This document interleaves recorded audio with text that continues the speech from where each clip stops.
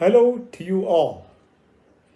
I'm sorry, I'm on a winter vacation and hence I took more than the required time to come out with a new lecture. You all know me, I'm Professor H. Srikanth. You are conversant with my YouTube channel, Lecture Series in Political Theory. In this YouTube channel, you can find my earlier lectures on Marxist political theory and on critical political theories. Of late, I have been concentrating on classical and contemporary liberal political theories. In this lecture, I'll be introducing to you Hannah Arendt's ideas on totalitarianism. I think you would agree with me that Western political theory, from Socrates to the present times, is dominated by male thinkers. We hardly find women political thinkers who have made their mark in political theory. It is true that the feminist trend in the 20th century has produced a number of women thinkers who wrote about gender issues and about patriarchal control over knowledge production. But on general issues of politics, the woman's contribution is still marginal. Hannah Arendt is an exception to this rule. Arendt has made her mark as a serious political theorist by reflecting on core issues of contemporary politics. Her criticism of Nazism and Communism may force us to classify her as a liberal political thinker. But many of her views are critical of what is happening even in liberal democratic countries in the West. Her political views have great value and relevance in understanding the contemporary politics in many so-called liberal democratic states. Hannah Arendt is a German Jewish scholar who started her academic career during the interwar period. She was initially interested in theology. After reading the works of Karl Jaspers and Husserl, she was attracted towards phenomenology and existentialism. Under the guidance of a well-known German existentialist scholar of the time named Heidegger, Arendt worked on Saint Augustine for her doctoral degree. She had an intimate relationship with her teacher Heidegger. It was a big shock for her to see a scholar like Heidegger becoming later a supporter of Nazism. With the rise of Nazism, there was a systematic attack on liberal and radical intellectuals in Germany. Arendt was also arrested for her research on anti-Semitism. Somehow, she managed to escape to Paris. From there, moved to New York and acquired American citizenship. Elsewhere, I spoke about the German scholars like Herbert Marcuse, who also fled to the USA and subsequently became a popular New Left thinker and an activist there. In contrast, Hannah Arendt emerged as a leading exponent of liberal democracy. In 1951, she wrote the book The Origins of Totalitarianism. Later, she received Guggenheim Foundation grant in 1952 to work on Marxism and other ideologies. In 1958, she updated the book The Origins of Totalitarianism by adding 2 more chapters. Arendt is also the author of other works like The Human Condition, On Revolution, and Between Past and Future. Although these books are also equally important, this talk will focus on her ideas on totalitarianism as expressed in the book The Origins of Totalitarianism. In The Origins of Totalitarianism, Arendt tried to trace the tyrannies of Hitler and Stalin and examined the role of imperialism and anti-Semitism in establishing the totalitarian regimes. The book explores the histories of imperialism and anti-Semitism and their influence on the development of modern totalitarian regimes. It explains how racism is embedded on Central and Western Europe and how imperialism went hand in hand with cruelty and murder. You are aware that there are several books, documentaries, and movies depicting or showing how the Jews who are innocents became the victims of the Nazi rule. In contrast, Arendt's book focuses on how the Jews, on their part, have contributed to the birth of Nazism. It explains the causes for the decline of Enlightenment ideas and the rise of the Third Reich.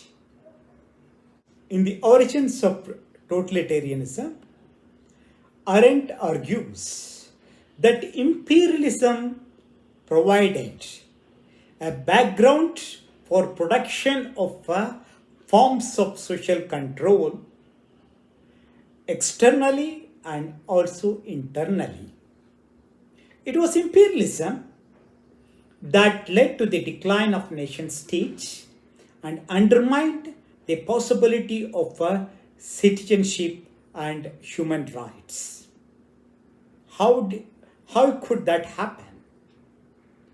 Arendt says that in the colonies, the colonizers viewed the natives as inferior and unworthy of self-rule, and on that pretext created separate colonial administration to deal with the natives. But a little later, the same perception gets transposed to domestic politics as well, with the rulers stressing the need to guide incompetent and ignorant people by more enlightened elite. Accumulation of capital and expansion of the state apparatus led to bureaucratization and promoted the idea of administrative rationality. The people are now viewed no more as willing partners or co-participants, but as abstract behaving mechanisms to be managed. Further, she observed that the capitalist crisis led to marginalization of the people and gave birth to unemployed people. Totalitarianism transforms these classless and anchorless unemployed mob or masses as allies of monopoly capital. Uncertainties of imperialism created terrible insecurities. These insecurities, in turn, forced the people to turn to family, clan, and tribe. During the heydays of liberalism, the people were asked to think rationally and to get out of narrow bounds of ethnicity or community. But in the changed crisis conditions, the people now started again looking towards blood ties and tribal oneness in order to protect themselves from the others. The people began to exclude themselves from others, ignore the commonalities, and celebrate differences.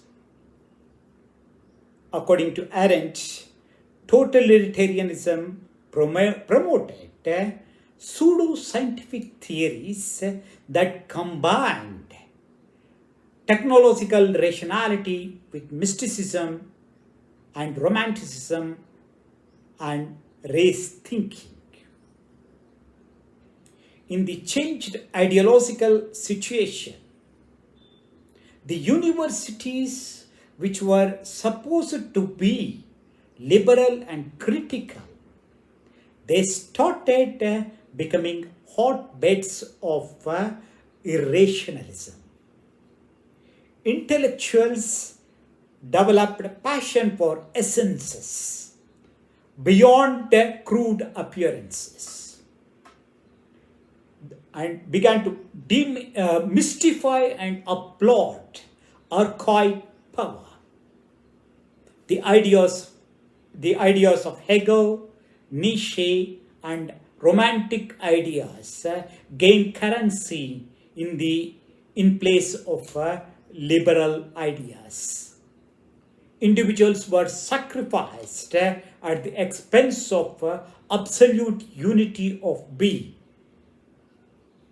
They actually subsumed the reality of individual existence under the reality of general and universal. They believed in the ideological politics and developed anti-humanist and anti-liberal, anti-individualist and anti-cultural instincts. They destroyed the distinction between the truth and falsehood and capacity for moral judgment. The students and the scholars were attracted by activism, not by reasoned inquiry. They applauded rebellion, albeit in cruel and perverted forms.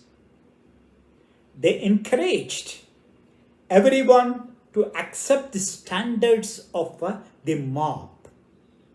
As such, there was coincidence of the interests of the mob and the intellectuals. Anti-Semitism is one of the consequences of racist thinking. As I told you earlier, there are several books which looked at the Jews in Germany as innocent victims. But Arendt's book discusses elaborately the reasons for the Germans' hatred against the Jews. Traditionally, the Jews followed Judaism, their own traditional religion. But by the 20th century, many Jews in Germany and also in other Western countries converted themselves to Christianity. In spite of this religious conversion, the Jews were still identified as Jews by others, and they also identified themselves as Jews based on their ethnic background. The Jews as a community made a considerable progress in economy and also in intellectual pursuits. The pre-Nazi German rulers depended heavily on the Jews for financial support. In turn, they gave them a lot of privileges to the Jews. On their part, the Jews remained a close community, secluded from the rest of the population. They made no efforts to merge with and identify themselves as Germans. The gulf between the Germans and the Jews created the conditions for fear, jealousy, and animosity among the Germans against the Jews.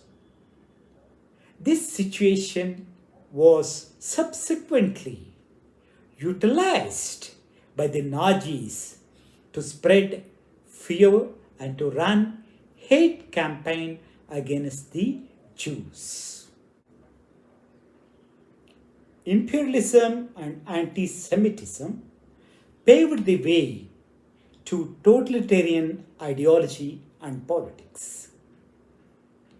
Totalitarianism that emerged as a consequence of these developments is very different from dictatorship. It is true that totalitarian regimes are also led by megalomaniac leaders who preach shortcut ways to a better society. But totalitarianism is more than a rule by individual dictators. Arendt says that totalitarianism aims to reorganize the society based on ideologies that revolve around class or race. The regime propagates the belief in historic laws and ancient glory. Earlier, the nation states claimed to represent all citizens. But under totalitarianism, nation takes over the stage and the nation state becomes redundant. Consequently, the delicate balance between the state and nation disappears. Totalitarianism destroys all rational political institutions, traditions, and values. It shows no trust or respect for independent media or academia. Totalitarianism believes in single party dominance and does not tolerate opposition political parties. The citizens here have no rights against the state. They only have duties to perform. Totalitarianism divides the families and communities and creates a mass society where class differences doesn't seem to matter much. The rich and the poor alike become one in defending the totalitarian regimes. To control and manage the people, the totalitarian regime spreads fear, suspicion, and doubt. Here, minorities become outcasts, and minority rights enforced earlier by the nation state now disappears. Conspiracy theories are floated to malign and spread hatred against the minorities and also against the neighboring countries which are viewed as enemies. Inhuman treatment against the minorities or the persons considered as enemies is justified in the name of national interest. The people become indifferent and insensitive to the ill treatment meted out to the minorities in the countries. The totalitarian regimes makes effective use of propaganda to achieve and consolidate political power. By repeating lies, it makes the people believe them. It resorts to policing of the people. Nothing in the totalitarian regime is transparent. Invoking national interest, the regime maintains absolute secrecy in all internal and external matters. The police and other organs of the state do not abide by the constitutional norms. The regime calls itself nationalist, but believes in external expansionism and internal suppression of those who are opposed to the regime. This, in short, is the summary of the book, The Origins of Totalitarianism. Although the author, Hannah Arendt, claims to be reflecting on both the Nazi and the communist regimes, it is apparent that she is mostly describing the totalitarian regimes in Nazi Germany more than Stalin's regime in Russia. Much of what she says makes sense even to the so-called liberal democratic states, whether it is in the developed world or in the developing world. One can identify some of the characteristics that Hannah Arendt mentions, such as the use of imperialist methods of control, rising of racist and ethnic regimes, hatred against the minorities, and the fear of neighboring countries, decline of rational and humanist thinking, bureaucratization of the state machinery, and insensitiveness to human rights violations. All these things are apparent in many of modern nation states today, including in India. It is here that the ideas of Hannah Arendt expressed in 1950s continue to be relevant to understand the political dynamics in the contemporary world. Let me stop here. It is now for you to think about and reflect on Hannah Arendt's ideas on totalitarianism.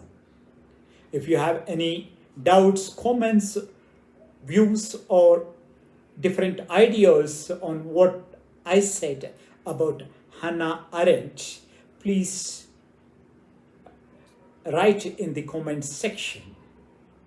If you like my way of teaching, don't forget to like and subscribe this channel, and also introduce this channel to other like-minded friends, students and scholars interested in political theory.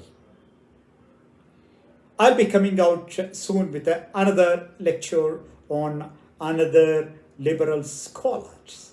Till then, bye for you all and see you soon. Thank you very much.